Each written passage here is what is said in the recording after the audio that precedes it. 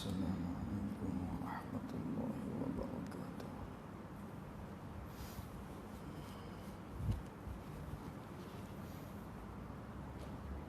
Bismillahirrahmanirrahim. Alhamdulillahi rabbil alamin. Wassalatu wassalamu ala asyrafil anbiya'i wal mursalin.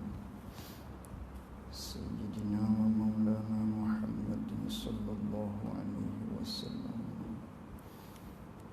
Allahumma arina al-haqqa haqqan warzuqna ittiba'ah,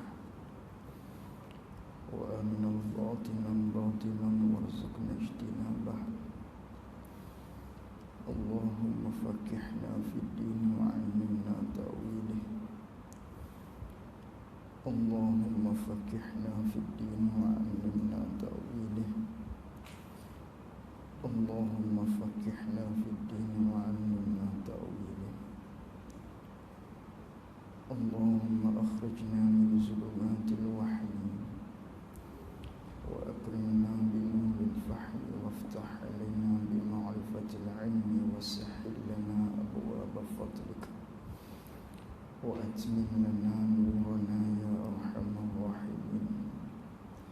Allahumma nawwir qulubana bi nur hidayatika kama nawwartal arda bi nurika syamsika abadan abada bi rahmatika ya arhamar rahimin.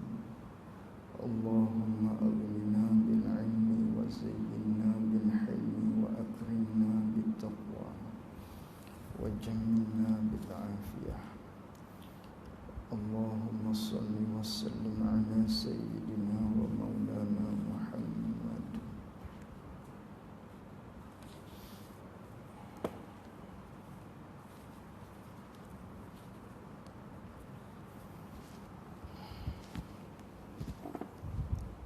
Qala al-mu'allif rahimahullahu ta'ala wa nafa'ana bi'ulumihi wa bi'ulumina fid dharain amin.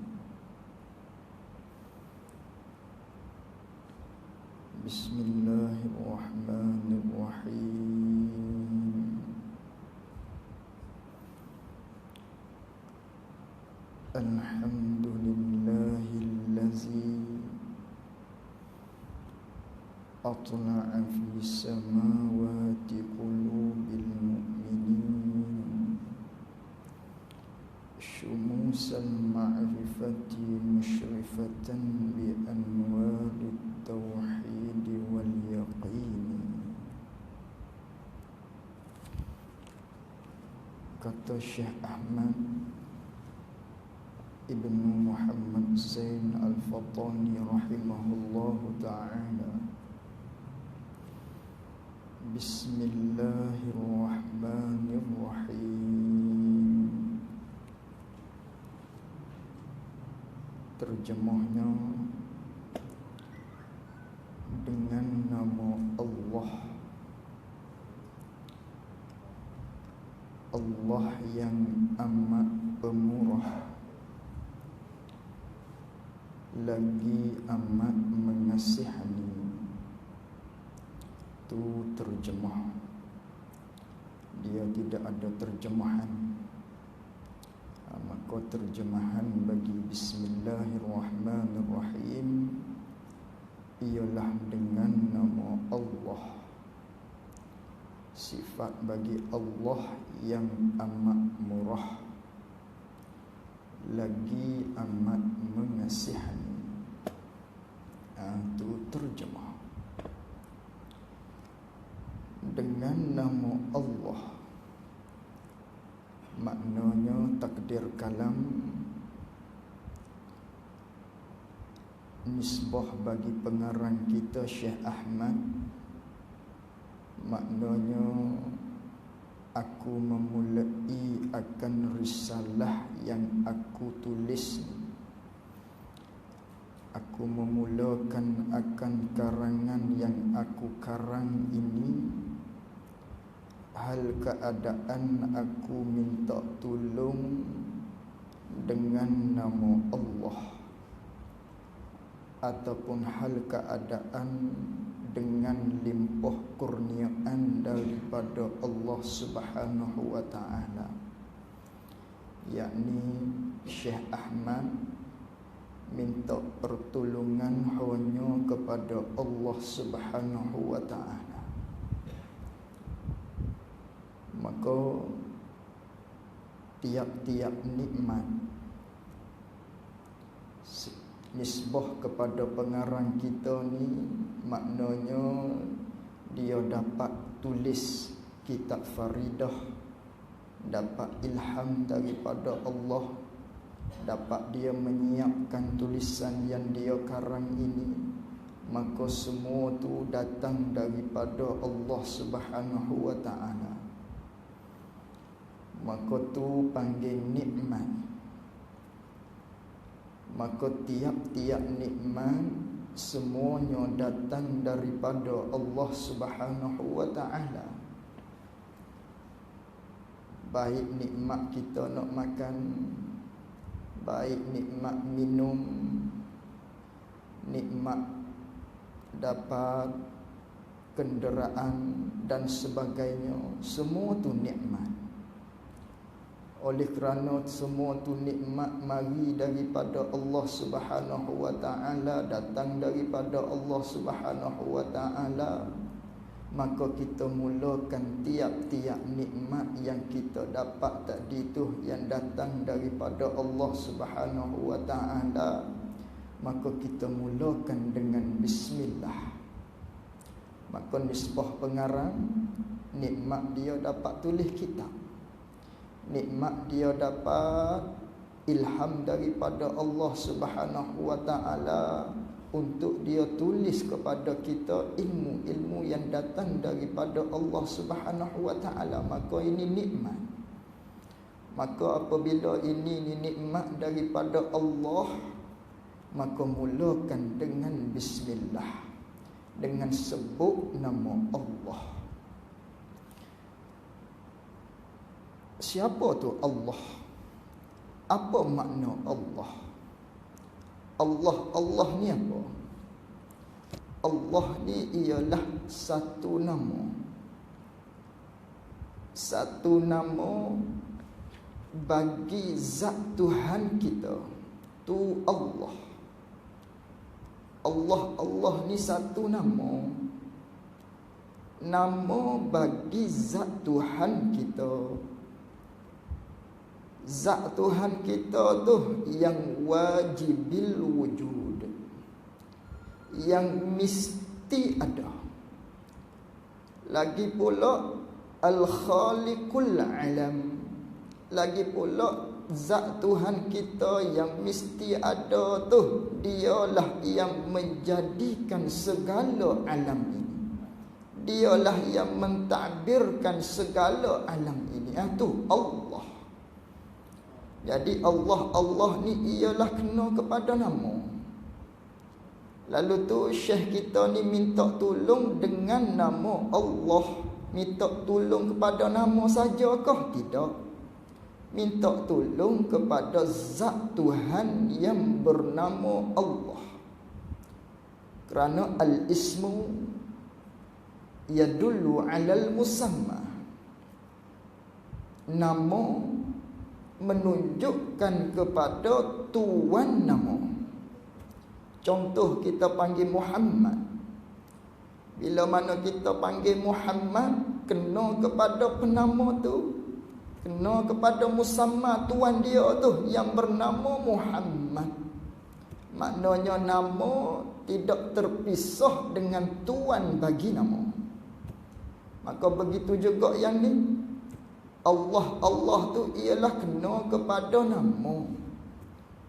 Nama siapa Allah tu? Nama bagi zat Tuhan kita. Zat Tuhan kita tu yang wajibil wujud, yang mesti ada dia, yang tak terima tak ada dia. Itu zat Tuhan kita. Yang mana pemikiran kita, yang akal kita hanya terima sebelah ada saja zat Tuhan kita ni. Nama apa tu? Nama Allah. Kerana tiap-tiap benda akal kita hukum 3. Hukum balik wajib, hukum balik harus dan mustahil. Adapun zat Tuhan kita, zat yang bernama Allah Subhanahu wa taala ni, zat yang dihukumkan oleh akal kitanya mesti ada. Apa mesti ada? Yang tak terima tidak ada. Tak terima balik ada tu, tak terima balik tidak ada tu, sebelum mahupun sebelah kehadapan. Balik awal, balik akhir, tak terima tidak ada, senantiasa ada. Tu panggil mesti ada, wajib ada. Adapun kita makhluk Allah Subhanahu wa taala ni, kita pula harus ada. Kerana apa? Kerana dulu kita tak ada. Dulu kita tidak ada. Hal keadaan kita tidak ada tu, jadi ada. Manakala kita ada sekarang ni, lagi akan terima tidak ada. Lagi kita akan tempuhi tidak ada. Maka kita dikapit oleh 2 ketiadaan. Mana? Ketiadaan balik awal, ketiadaan balik akhir. Maka kita hukumnya harus ada. Kerana kita dikapit oleh 2 ketiadaan.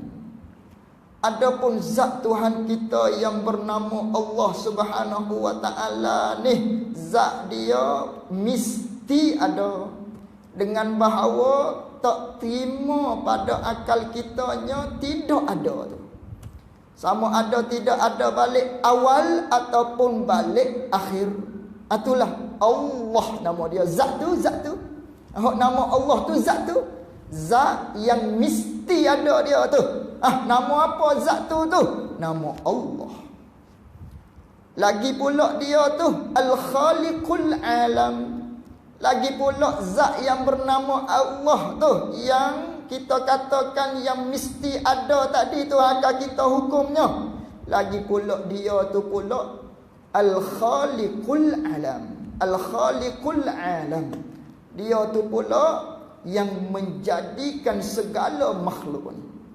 Dia tu pula yang mentadbirkan segala alam ni. Semua benda lain tu dia buat belakang. Dan semua benda lain tu berhajat kepada dia. Zat tu namanya Allah. Itulah Allah panggil. Kena kepada satu nama, yang nama tu merujuk kepada zat Tuhan kita yang mesti ada, yang menjadikan seluruh alam, yang menjadikan, yang mentadbirkan segala makhluk ni. Lagi pula makhluk ni pula semuanya berhajat kepada dia. Itulah nama Allah. Maka faham daripada situ, dia panggil Allah. Allah ni lafaz khas bagi zat Tuhan kita saja. Maka tak boleh kita maknanya pernamakan anak kita manakala kita melahirkan ataupun kita dikurniakan oleh Allah Subhanahu wa taala seseorang anak lelaki umpamanya, kita nak letak nama Allah, tak boleh. Haram. Kerana apa? Kerana Allah ni lafaz khusus bagi zat Tuhan kita yang mesti ada, yang menjadikan segala alam. Nama dia Allah. Itulah merujuk pada tu. Maka kita nak ambil nama Allah letak kepada anak kita umpamanya, haram. Tak boleh. Kerana lafaz tu lafaz khusus yang menunjukkan kepada zat Tuhan kita yang wajibil wujud. Lagi pula Al-Khaliqul Alam. Itu panggil Allah. Adapun kalau kita nak letak juga boleh. Tapi letak dengan jalan sandaran. Umpama kita letak Abdullah, tak apa. Tak apa. Lagi pula Nabi sallallahu alaihi wasallam ada sebut, ahabballahu subhanahu wa ta'ala asma'u ilallah, sebaik-baik ataupun secinta-cinta Nama yang Allah Ta'ala kasih tu ialah Abdullah ataupun Abdur Rahman. Maka kata setengah ulama, tiap-tiap nama yang diidafakkan dengan nama-nama Allah, maka semua tu nama yang paling dikasih oleh Allah Subhanahu wa Ta'ala. Tak apa. Kalau kita taruh, kita bubuh dengan abdu, dengan hamba di hadapan, barulah letak dengan nama-nama Allah. Kalau tidak, haram. Tak boleh. Besar. Kalimah Bismillah ni besar. Kalimah nama Allah ni sangat besar. Besar tak besar tadi, tiap-tiap nikmat yang datang daripada Allah Subhanahu wa Ta'ala, maka kita mulakan nikmat tersebut dengan nama Allah. Sama ada kita dapat nikmat untuk kita makan, kita minum dan sebagainya, semuanya mesti kita mulakan dengan Bismillah, dengan sebut nama Allah. Bahkan kita nak berjihad dengan isteri sekalipun, sebut nama Allah. Itu sampai pada situ nah, sebut nama Allah. Kerana itu nikmat daripada Allah Subhanahu wa Ta'ala yang kurniakan kepada kita. Maka apabila semua tu nikmat yang datang daripada Allah, yang mana Allah Ta'ala beri kepada kita, maka tanda kita kehambaan kita kepada Allah tu, tanda kita tak boleh lepas dengan Allah Subhanahu wa Ta'ala, maka kita mulakan dengan Bismillah, dengan sebut nama Allah Subhanahu wa Ta'ala. Tanda kita iftiqar. Akidah kita, maknanya kita iktikad, kita tak boleh lepas dengan Allah, kita berhajat kepada Allah. Maka di lidah kita pun kita kena sebegitu juga, dengan bahawa tiap-tiap nikmat yang datang daripada Allah, mulakan dengan menyebut nama Allah Subhanahu wa Ta'ala. Tanda kehambaan kita, kita tak boleh lepas dengan Allah Subhanahu wa Ta'ala.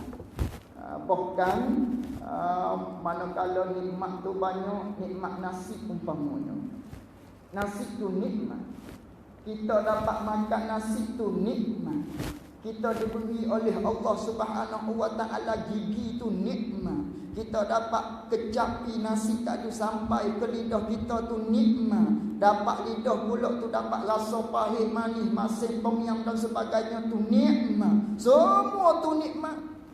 Manakala semua tu nikmat, mulakan dengan Bismillah. Dan manakala kita mulakan dengan Bismillah, kita diproses-proses oleh Allah Subhanahu wa Ta'ala di dalam perut kita, proses, akhir sekali masuk ke tandas. Masuk ke tandah pula, Nabi ajar pula supaya kita as'aluka ghufranak, minta olehmu kepada Allah Subhanahu wa Ta'ala keampunan dia. Kerana apa? Kita guna tandah-tandah awam umpamanya, tak ada ambil tandah orang lain. Guna tandah kita, rumah kita. Tak ada pun kita curi tandah lain. Tandah orang lain yang orang lain tak izin kita untuk kita qada hajat dan sebagainya tadi. Tapi kerana apa hikmah Nabi sallallahu alaihi wasallam, manakala keluar daripada tanda sunat kita katanya mohon kepada Allah Subhanahu wa Ta'ala, mohon keampunan. Kerana nikmat tadi, banyak nikmat tadi yang kita tak sedar. Nikmat kita makan banyak jenis lauk tu, nikmat tu. Minum air pulak radiknya, kopi jantan, mahkota dewa, sirap bandung dan sebagainya, tapi keluarnya satu warna saja. Siapa proses tu? Allah. Siapa boleh proses benda-benda begitu? Tidak kata minum air Milo keluar Milo, tidak. Minum air teh keluar air teh, tidak. Tapi diproses dalam banyak-banyak kita makan minum tadi itu, satu saja kalah dia. Itu nikmat daripada Allah Subhanahu wa Ta'ala yang kita tak syukur dia. Oleh kerana kita tak syukur tadilah banyak nikmat yang Allah Ta'ala kurniakan kepada kita tu. Nabi ajar kita mana keluar daripada tandas, kita ucap mohon keampunan kepada Allah Subhanahu wa Ta'ala. Itu Bismillah. Besar lafaz Bismillah tadi tu. Besar. Itu maknanya Allah lebih kurang. Dengan nama Allah, Allah tu yang amat pemurah, Ar-Rahman yang amat pemurah. Adapun kalaulah ulama-ulama Fatani, dia terjemuh lagi dengan makna yang amat boroh. Apa yang amat pemurah? Apa makna yang amat boroh? Apa makna Rahman? Ar-Rahman, Ar-Rahman ni apa? Dengan maknanya Allah Ta'ala beri dengan tidak pilih bulu. Tak pilih bulu, tu pemurah Allah. Adapun kita pemurah juga, tapi pilih bulu. Kalau bulu sama dengan kita, oh nak bui. Tapi Allah Ta'ala Rahman, dia sifat Rahman Allah Ta'ala tak pilih bulu. Sama ada hamba dia tadi tu berakal ataupun tidak. Tumbuh-tumbuhan, binatang Allah Ta'ala beri rezeki. Allah Ta'ala kurniakan nikmat pada mereka tu. Sama ada benda tu berakal atau tidak. Sama ada makhluk dia, hamba dia tadi tu yang berakal tu pula, sama ada yang berakal tu mukmin ataupun kafir. Sama ada dia beriman ataupun tidak, sembahyang ataupun tidak, semuanya Allah Subhanahu wa Ta'ala kurniakan rezeki kepada dia, beri rezeki kepada dia, beri Ar-Rahman Allah Subhanahu wa Ta'ala kepada semua dia tanpa pilih. Itu panggil Rahman.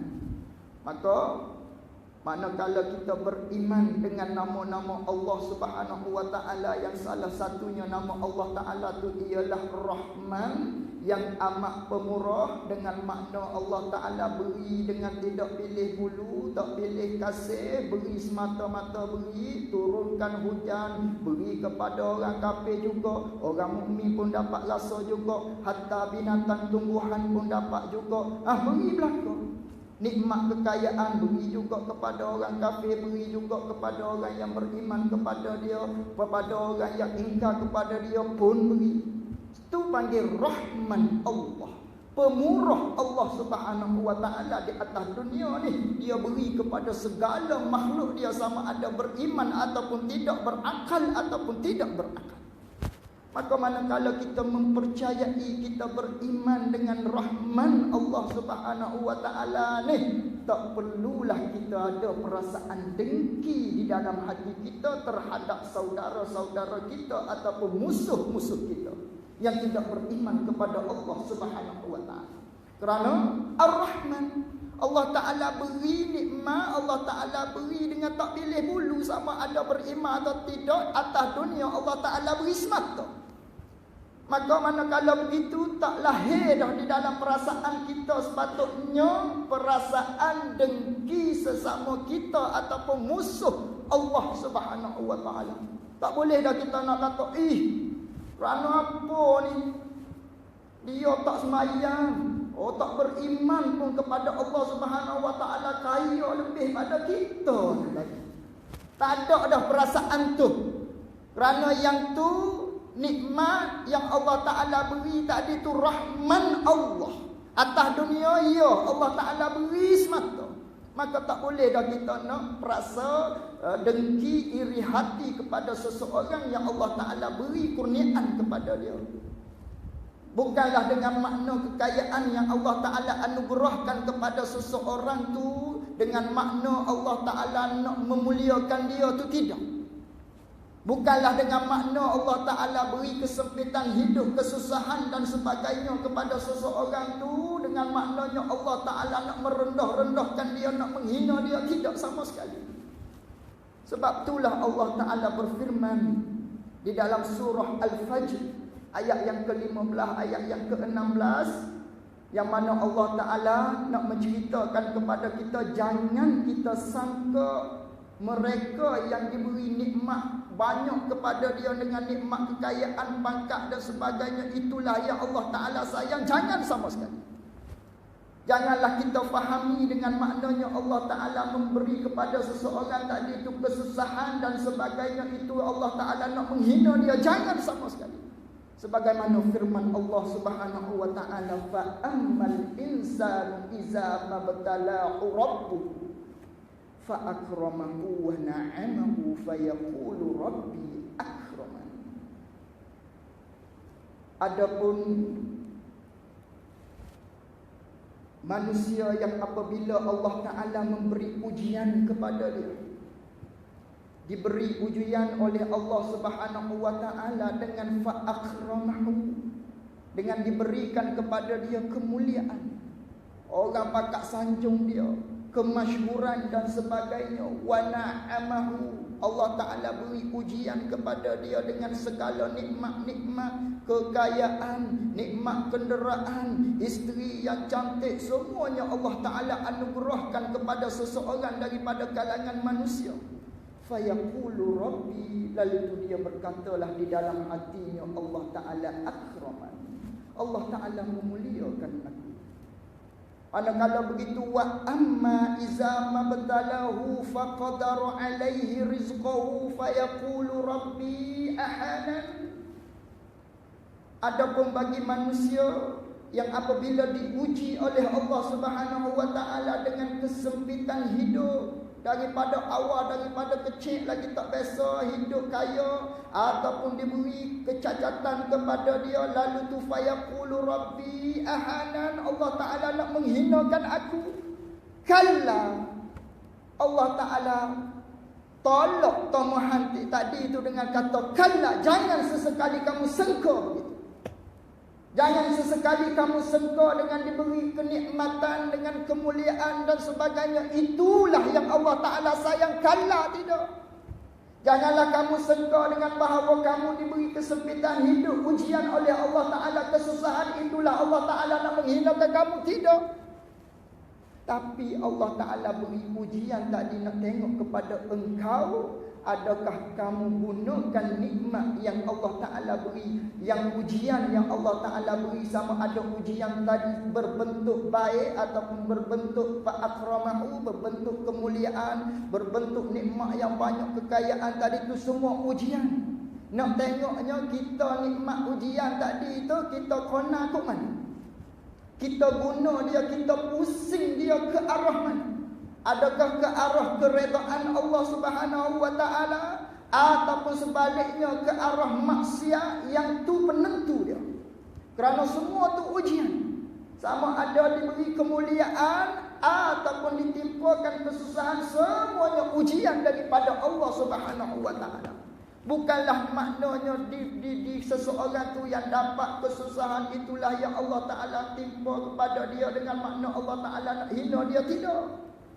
Nak tengok kita, adakah kita reda dengan kesusahan yang ditimpa oleh kita tadi itu? Adakah kita reda? Kalau kita reda, syurga. Begitu juga orang yang diberi nikmat, kekayaan dan sebagainya, adakah dia tu guna ke jalan Allah Subhanahu wa taala? Isteri dia, adakah dia pimpin ke majlis-majlis ilmu? Adakah dia gunakan kereta dia untuk jalan Allah Subhanahu wa taala, atau sebaliknya ke tempat maksiat? Semuanya akan ditanya oleh Allah, semuanya ujian. Summa latus'alunna yawma idzin 'anil. Lagi kita akan ditanya dengan segala nikmat yang Allah Taala kurniakan kepada kita. Sebab tu jangan kita tertipu. Kadang-kadang kita tertipu manakala seseorang tu diberi nikmat oleh Allah Subhanahu wa taala, maka kita anggap dia dimuliakan oleh Allah Subhanahu wa taala. Orang yang diberi kesusahan oleh Allah, diuji dengan cara begitu, kita anggap dia tu dibenci oleh Allah Subhanahu wa taala. Tidak sama sekali. Semua tu jalan ke syurga. Adakah kita gunakan nikmat tadi ke jalan Allah, ataupun dengan kesusahan tadi itu kita reda? Malam yarda biqada'i wa yasbir ala bala'i falyakhruj min tahti ardis sama. Siapa yang tidak reda dengan ketentuan yang Allah Ta'ala anugerahkan kepada seseorang tadi itu, wa yasbir, dan dia tidak sabar dengan bala ujian yang Allah Ta'ala beri kepada dia, dia tak sabar. Allah Ta'ala beri kepada dia kesusahan, dia menyumpah, seranah dan sebagainya. Falyakhruj min tahtil ardis samai. Allah Ta'ala kata keluar daripada langit bumi. Allah Ta'ala marah, Allah Ta'ala tak reda. Maka diberi kita nikmat, gunakan nikmat tersebut jalan Allah Subhanahu wa taala, cari keredaan daripada Allah. Manakala kita ditimpa ujian, sabar dengan ujian tersebut, sabar dengan kesusahan yang Allah Ta'ala uji kepada kita, maka itulah syurga, jalan untuk kita semua. Itu Rahman. Maka Rahman ni Allah Ta'ala beri nikmat-nikmat, kepada semua makhluk dia. Sama ada makhluk tadi berakal ataupun tidak berakal, sama ada makhluk tadi itu beriman kepada Allah Subhanahu wa taala ataupun tidak beriman kepada Allah Subhanahu wa taala. Allah taala beri semua. Allah taala beri semata. Itulah rahman Allah Subhanahu wa taala. Maka Ar-Rahim pula dengan nama Allah yang amat pemurah lagi amat kasih sayang.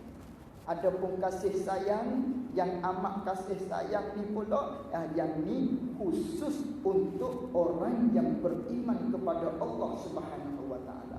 Adapun Rahman tadi kepada semua makhluk dia. Adapun Ar-Rahim yang ni khas, nikmat khas yang diberikan oleh Allah Subhanahu wa taala kepada hamba dia yang beriman kepada Allah taala bila di hari akhirat. Dengan bahawa yang besarnya Allah taala kurniakan kepada orang yang beriman, orang yang mentauhidkan Allah Subhanahu wa taala ganjaran syurga selama-lamanya. Tak keluar-keluar. Itu nikmat yang sangat besar. Al-Mun'imu bidaqaiqin itu Ar-Rahim. Allah Ta'ala mengurniakan nikmat yang halus-halus. Ilmu, iman, syurga. Ini semua nikmat khas kepada orang yang beriman kepada Allah Subhanahu wa taala. Adapun Ar-Rahman Al-Mun'imu bijalalil ni'am, iaitulah Allah Ta'ala mengurniakan kepada hamba dia nikmat yang besar-besar, yang umum, yang meratai, hujan, nikmat kekayaan, nikmat kenderaan dan sebagainya. Itu panggil maknanya Ar-Rahman dan Ar-Rahim Allah Subhanahu wa ta'ala. Bismillahirrahmanirrahim. Dengan nama Allah yang amat pemurah lagi amat kasih sayang. Itu lebih kurang makna dia lah. Maka kerana apakah maknanya hikmah pengarang kita sama ada pengarang kitab-kitab lain pun sama.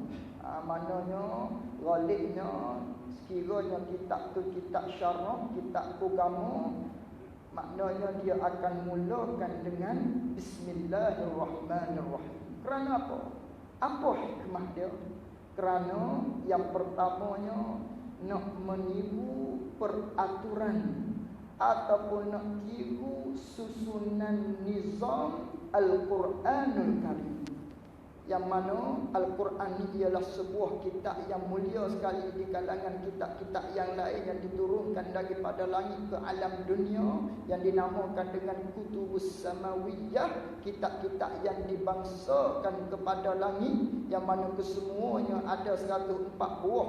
Semuanya, maka dalam banyak-banyak daripada 104 buah tadi tu yang mulia sekalinya apa dia? Al-Quran. Maka apabila Al-Quran tu yang paling mulia, apakah Al-Quran yang awal-awal sekali dia mulakan? Iaitulah dengan kata Bismillahirrahmanirrahim. Awal-awal sekalinya Al-Quran dimulakan dengan Bismillahirrahmanirrahim. Oleh yang demikianlah musannif kita, pengarang kita ni memulakan kitab dia ni dengan kata Bismillahirrahmanirrahim. Kerana apa? Nak tiru gaya cara Al-Quran. Al-Quran diturunkan oleh Allah Subhanahu wa taala dimulakan dengan Bismillahirrahmanirrahim. Begitu jugalah kitab syarah nak tiru Al-Quran tadi, maka dimulakan dengan kata Bismillahirrahmanirrahim. Bahkan bukanlah maknanya Al-Quran saja je yang dimulakan dengan Bismillahirrahmanirrahim, namun semua kitab-kitab yang 104 buah tadilah yang lain lagi tu dimulakan dengan Bismillahirrahmanirrahim juga. Cumanya dengan bahasa-bahasa yang dia punya kitab tu lah. Kalau bahasa Bani Israel maknanya dengan bahasa dia, tapi makna dia Bismillahirrahmanirrahim. Ini sebagaimana yang disebut oleh Imam Suyuti, telah ijma' ulama, maknanya atas bahawasanya Allah Ta'ala mulakan dengan kitab-kitab yang dibangsakan kepada kutubus samawiyah yang 104 buah tadi tu dengan Bismillahirrahmanirrahim. Sebagaimana syair yang disaksikan oleh Nabi sallallahu alaihi wasallam, Bismillahirrahmanirrahim, Fatihatu kulli kitab. Bismillahirrahmanirrahim tu dengan nama Allah yang amat pemurah lagi amat kasih sayang, itulah pembukaan bagi semua kitab. Semua kitab-kitab yang diturunkan oleh Allah Subhanahu wa taala yang 104 buah termasuk Al-Quran, awal-awal sekalinya pembukaan dia bagi semua kitab tadi tu ialah Bismillahirrahmanirrahim. Cuma bahasa dia lain-lain bahasalah. Kalaulah Al-Quran maknanya dengan bahasa Arab, adapun kitab-kitab suhuf-suhuf yang lain dengan bahasa-bahasa dia lah, dengan bahasa-bahasa dia. Itu yang pertama hikmah ulama, maknanya dia menggunakan ataupun dengan memulakan kitab dia dengan Bismillahirrahmanirrahim, iaitulah nak tiru aturan ataupun cara susunan daripada kitab-kitab yang diturunkan oleh Allah Subhanahu wa taala. Yang kedua hikmah pengarang ni memulai kitab dia ni dengan Bismillahirrahmanirrahim kerana nak beramal dengan mafhum ataupun dengan muqtada hadis Nabi sallallahu alaihi wasallam. Nak intisal, nak junjung perintah daripada mafhum daripada hadis Nabi sallallahu alaihi wasallam. Yang ni maklum hadis dia. Sebagaimana Nabi sallallahu alaihi wasallam bersabda, kullu amrin zibali la yubda'u fihi bismillahirrahmanirrahim fahuwa aqta. Tiap-tiap pekerjaan yang ada cita pada syarak ailiyutan masbihi syar'an. Tiap-tiap pekerjaan yang ada cita pada agama, yang ada cita pada syarak, yang dipandang mulia pada syarak, yang tidak dimulakan dengan Bismillahirrahmanirrahim, fahuwa aqta. Maka pekerjaan tersebut adalah pekerjaan terpotong, yakni terpotong ekor. Pada setengah riwayat yang lain, kullu amrin zibalin la yubda'u fihi bismillahirrahmanirrahim fahuwa ajzam. Pada riwayat yang ketiga, kullu amrin zibalin la yubda'u fihi bismillahirrahmanirrahim fahuwa abtar. Fahuwa aqta, terpotong ekor. Fahuwa ajzam, putus jari, hujung tangan. Fahuwa abtar, putus baka. Ketiga-tiga riwayat ni nak suruh kita faham, nak suruh kita retinya, kerana kita mudah fahamnya manakala kita fikir pada benda-benda yang dapat dilihat dengan panca indera kita.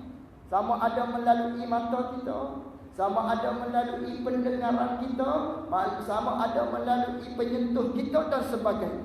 Maka Nabi sallallahu alaihi wasallam mengisyaratkan di dalam hadis dia, mana-mana pekerjaan, tiap-tiap pekerjaan yang tidak dimulakan dengan Bismillahirrahmanirrahim, maka pekerjaan tersebut putus ekor dia. Apa putus ekor? Kurang berkah. Contoh, kita pelihara lembu, maka tiba-tiba keluar lembu tadi tu daripada perut ibu lembu, putus ekor dia, tak ada ekor. Maka harga dia akan jadi kurang sekali. Jadi lembu tadi tu orang panggil lembu kurang. Lembu yang kurang pada harga dia. Maka Nabi SAW mentashbihkan mereka-mereka ataupun tiap-tiap pekerjaan yang tidak dimulai dengan kata Bismillahirrahmanirrahim, kurang berkah. Kurang. Umpama tadi Lembu kita tadi maknanya kita beli. Maknanya dia membiak beranak keluarnya tak ada ekor. Oh, jatuh harga dia tadi. Atau kurangnya lembu tadi tu. Manakala terpotong ekor dia. Begitu jugalah manakala tiap-tiap pekerjaan yang ada kita pada syarak, kita tidak mulai dengan kata Bismillahirrahmanirrahim, maka pekerjaan tadi itu kurang berkah. Kurang berkah. Ataupun di dalam hadis yang lain, pada riwayat yang lainnya, fahuwa ajzam. Apa fahuwa ajzam? Putus tangan, kudung tangan, ataupun putus jari. Contoh, kita nak meminang seseorang, kita tak kenal pun muslimah tu.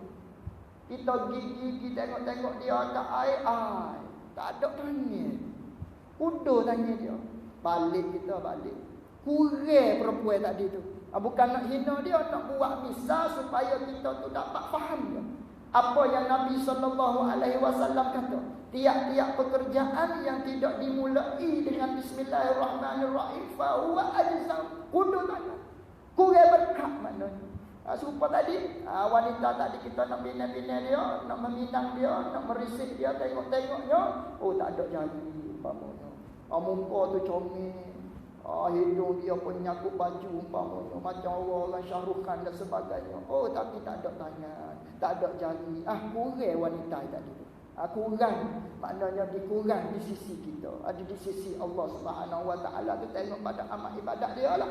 Cuma di sisi kita lihatnya kurang. Begitulah Nabi sallallahu alaihi isyaratkan di dalam hadis.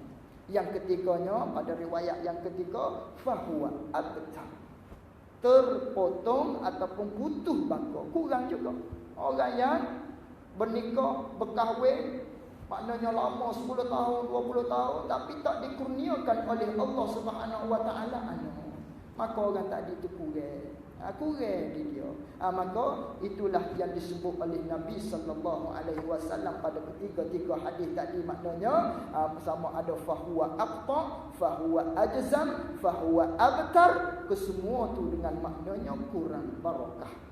Tapi pekerjaan yang kita buat tadi, walaupun kita tak ucap Bismillahirrahmanirrahim, walaupun kita tidak memulakan dengan perkataan Bismillahirrahmanirrahim pada awal pekerjaan, tapi akan selesai dia insya-Allah.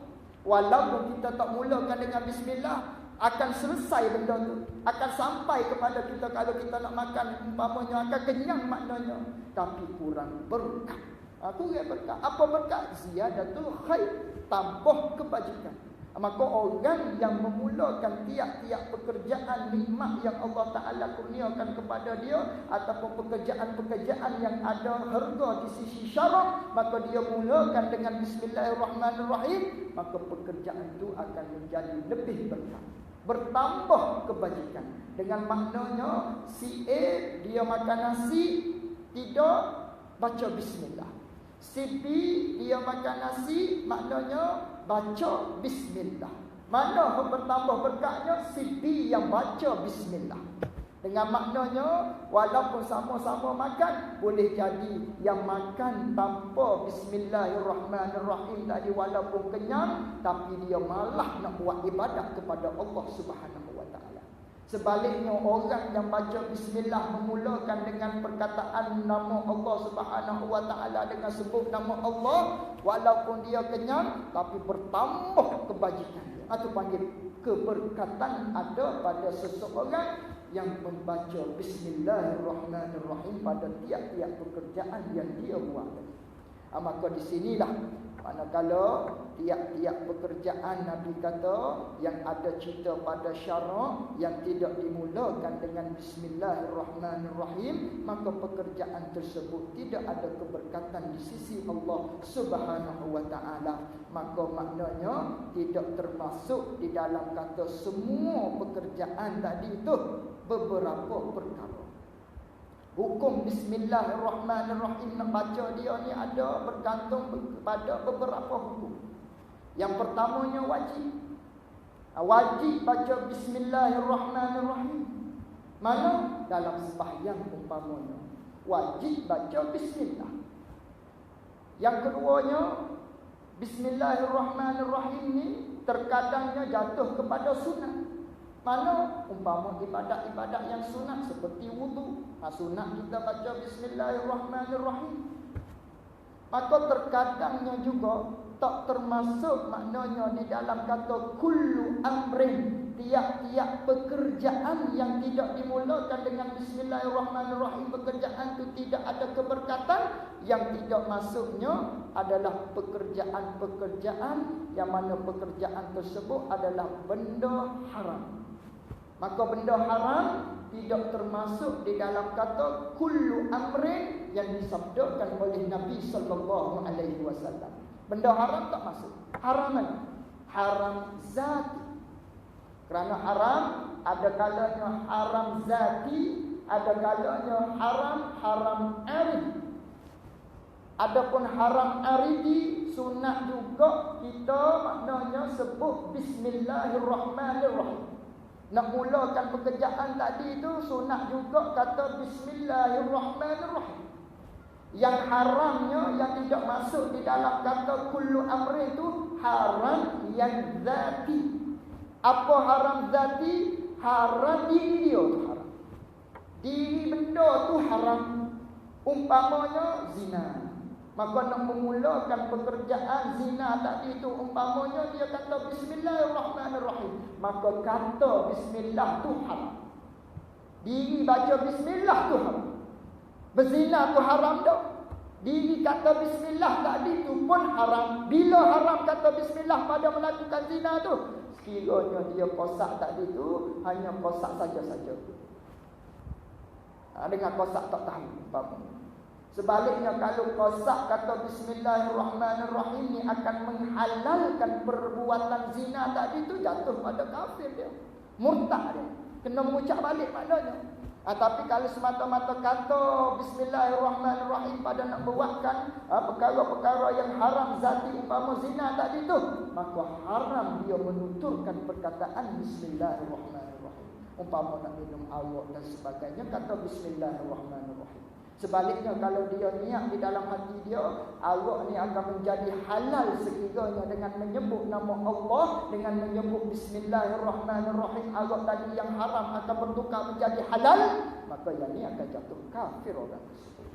Ni baca bismillahirrahmanirrahim semata-mata baca lepas tu dia minum. Maka haram minum tadi tu. Maknanya haram baca bismillahirrahmanirrahim. Haram baca satu, haram minum arak tu satu. Haram baca bismillah tu satu, haram zina tu satu. Maknanya dua haram ada di dia. Itu tak termasuk di dalam kata tiap-tiap pekerjaan yang tidak dimulakan dengan bismillahirrahmanirrahim, maka pekerjaan amalan tersebut tidak ada keberkatan. Yang pertama yang tak termasuk ialah benda-benda haram. Haram mana? Haram zati. Adapun haram aridi, ayat ni baca bismillah. Mana contoh dia haram aridi? Contoh kita nak ambil air solat, air sembahyang, nak ambil wudu. Tapi air yang kita nak ambil wudu tadi tu air kepunyaan orang lain. Umpama kita tengok ada botol air di tepi-tepi jalan yang bukan milik kita, yang mana kalau kita ambil dia tidak akan izin air tersebut, kita pun tiba-tiba ambil air itu. Kita curi air tadi tu. Curi itu panggil maknanya kita nak ambil air sembahyang asalnya. Maka ambil air sembahyang sunat baca bismillah. Yang haramnya perbuatan curi tadi tu. Diri nak ambil air sembahyang tu sunat kita baca bismillah. Yang haramnya perbuatan curi. Maka inilah yang dikatakan haram aridi. Haram baru datang saja. Asal maksud nak ambil air sembahyang, tapi perbuatan tadi tu untuk mencapai maksud kita ambil wuduk tadi, yang mana ambil wuduk sunat baca bismillah. Maka perbuatan yang haramnya mencuri air tadi tu, maka ambil wuduk sunat baca bismillah. Yang haramnya curi ambil air tadi tanpa keizinan orang tu. Inilah yang dikatakan dengan haram arif. Maka perbuatan haram aridi tadi itu, maka kita sunnah juga baca bismillah. Ikut maksud tadi, maksud tadinya maknanya kita nak ambil wudu, maka diambil wudu tadi itu hukum dia nya sunnah baca bismillah. Sunnah baca bismillahirrahmanirrahim. Cuma perbuatan kita tu perbuatan yang menyalahi syarak, maka dia dinamakan haram aridi. Baru datang saja haram tadi. Oleh kerana apa? Kerana kita mencuri. Itu yang pertama. Tak termasuk maknanya benda haram yang zat.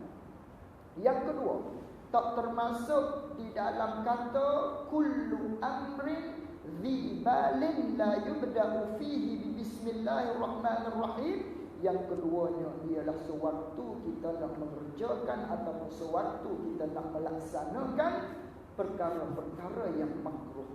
Pun sama. Makruh mana?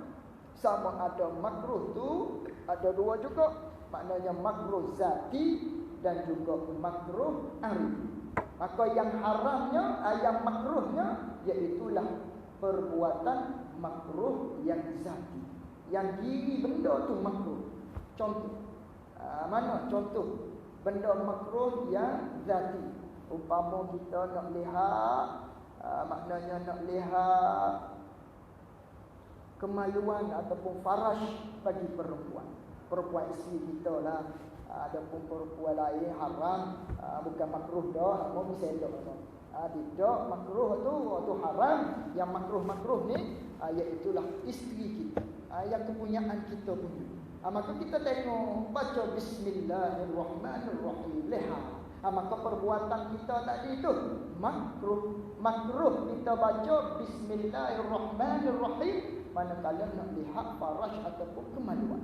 Kerana diri tengok tadi itu makruh. Diri kita pandang pada benda tadi itu makruh. Maka kita pun baca bismillahirrahmanirrahim manakala nak melaksanakan ataupun nak buat, nak tengok benda yang makruh, yang dimakruhkan, maka jadi makruh juga perbuatan ataupun pembacaan yang kita mulakan dengan kata bismillahirrahmanirrahim. Itulah akiyahlah ayat-ayat yang lain-lain lagi. Adapun makruh yang aridi, ayat ni tak apa. Mana makruh yang aridi? Umpama kita nak makan bawang. Nak makan bawang putih, bawang merah, bawang besar dan sebagainya. Maka diri makan bawang tu harus saja. Nak makan tak apa, tak nak makan pun tak apa. Diri makan bawang tadi tu, sama ada merah, besar, kecil dan sebagainya. Maka kita nak sembahyang, bersabit kita nak sembahyang, makan benda-benda yang busuk, yang mana benda tadi itu bawa kepada orang lain tu tak khusyuk pada sembahyang. Maka perbuatan kita makan bawang, manakala sekejap lagi kita tak basuh umpamanya ataupun letak baunya sangat kuat di mulut kita, maka benda tu jadi makruh aridi. Tapi kita nak makan tadi tu sunat baca bismillah. Sunat, maka sunat jugalah baca bismillah. Cuma perbuatan tadi tu dinamakan perbuatan yang dihukumkan dengan makruh aridi. Benda tu makruh aridi. Maka baca bismillahirrahmanirrahim, sunat juga. Sebab nak makan, sunat baca bismillah. Itu dua. Benda haram yang zati, benda haram, benda makruh yang zati. Maka kedua-dua ni tak termasuk di dalam kullu amrin bi dzalik la yubda'u fihi bismillahirrahmanirrahim. Yang ketiganya perkara-perkara yang lekeh-lekeh, perkara-perkara yang remeh-temeh, perkara yang hina. Nak korek tahi hidung umpamanya bismillahirrahmanirrahim, tak perlu. Nak ludah air liur bismillahirrahmanirrahim, semua ni tak perlu. Kerana apa? Benda ni dianggap benda-benda yang lekeh-lekeh ataupun benda-benda yang hina, yang luak-luak, yang keji-keji, yang mengkejikan. Maka tak perlu kita kata bismillahirrahmanirrahim manakala kita nak buat dia. Dan yang terakhirnya, tiap-tiap ibadah yang tidak dituntut dengan kita baca bismillahirrahmanirrahim, maka tak sunat juga kita kata bismillahirrahmanirrahim. Tak termasuk juga di dalam hadis Nabi sallallahu alaihi wasallam, kullu amrin zibalin la yubda'u fihi bismillahirrahmanirrahim. Tiap-tiap ibadat yang tak dituntut untuk kita memulakan ibadat tersebut dengan kata bismillahirrahmanirrahim. Contoh sembahyang. Anak sembahyang kita berdiri, bismillahirrahmanirrahim, usalli fardal isya. Tak perlu baca bismillah. Umpama nak azan pun sama, bismillahirrahmanirrahim, Allahu akbar, tak perlu. Nak qamat baca bismillahirrahmanirrahim. Ini semua tiap-tiap ibadat yang tak dituntut untuk kita baca bismillahirrahmanirrahim. Kiahlah dengan ibadat-ibadat yang lain. Apa lagi? Zikir, afdalul zikri la ilaha illallah. Baca bismillah dulu. Tak perlu. Semua tu tak perlu. Itu 4 maknanya yang kita dapat ambil daripada maknanya tak termasuk di dalam hadis Nabi sallallahu alaihi wasallam yang Nabi kata tiap-tiap amal ataupun tiap-tiap pekerjaan yang tidak dimulakan dengan bismillahirrahmanirrahim, maka amal tersebut tidak ada keberkatan yang diberikan oleh Allah Subhanahu wa taala. Maknanya yang pertama, kerana apakah pengarang kita memulakan dengan bismillahirrahmanirrahim? Yang pertama, kerana nak tiru Al-Quran. Yang keduanya, kerana nak beramal dengan mafhum daripada hadis Nabi sallallahu alaihi wasallam. Orang panggil nak beramal dengan mafhum. Nabi tak ada kata suruh kita maknanya apabila kamu nak buat satu-satu perkara hendaklah kamu baca bismillahirrahmanirrahim. Nabi tak ada kata begitu. Nabi kata tiap-tiap amal yang tidak mula dengan bismillahirrahmanirrahim, maka perbuatan tersebut tidak ada keberkatan. Maka mafhum daripada hadis tersebut, Nabi nak isyarat kepada kita, kalau kita baca bismillahirrahmanirrahim ada keberkatan. Ini panggil mafhum daripada hadis Nabi sallallahu alaihi wasallam. Yang ketiga, kerana nak tiru perangai akhlak orang yang soleh. Dan yang keempatnya, kerana nak membezakan di antara ini kitab Islam, ini kitab syarak, ini kitab agama Islam, dan ini pula kitab orang-orang bukan daripada kalangan orang Islam. Kerana itulah dimulakan dengan bismillahirrahmanirrahim. Maka maknanya itulah sedikit sebanyak berkaitan dengan bismillahirrahmanirrahim. Jadi makna bismillahirrahmanirrahim ini sangat besar, sangat luas, maksud dia sangat banyak. Maka di sana kita berhajat kepada ilmu lah, berhajat kepada ilmu untuk kita menghuraikan makna daripada bismillahirrahmanirrahim yang sangat banyak. Jadi maknanya malam ini hanya sedikit saja, secepis saja daripada huraian berkaitan dengan bismillahirrahmanirrahim. Makna dia sangat luas. Sebagaimana maknanya Sayyidina Ali karramallahu wajhah, dia ada menyebut dengan katanya, lau syi'tum la'awqartu lakum zamanina ba'ira min makna bismillahirrahmanirrahim. Kalaulah kata Sayyidina Ali karramallahu wajhah, kalaulah mu nak aku hurai, maknanya kalaulah aku nak cerita makna bismillahirrahmanirrahim tadi tu, maknanya tidak akan muat, maknanya tidak akan muat 80 ekor unta, yang mana ekor unta tadi tu duduk letak kertas-kertas yang mengandungi makna bismillahirrahmanirrahim, tak muat. Tak muat, maknanya banyak sangat makna bismillahirrahmanirrahim. Ataupun pada perkataan yang lainnya, lau tuyat li wisadatin laqaltu fil ba'i bismillahirrahmanirrahim waqra sab'ina ma'ira. Jikalaulah, maknanya kata Sayyidina Ali karramallahu wajhah, diletak bantal untuk dia duduk sedap. Maknanya kalau letak kursi lah, kalau kita zaman sekarang kursi yang elok-elok yang boleh duduk elok, maknanya aku nak hurai makna ba saja.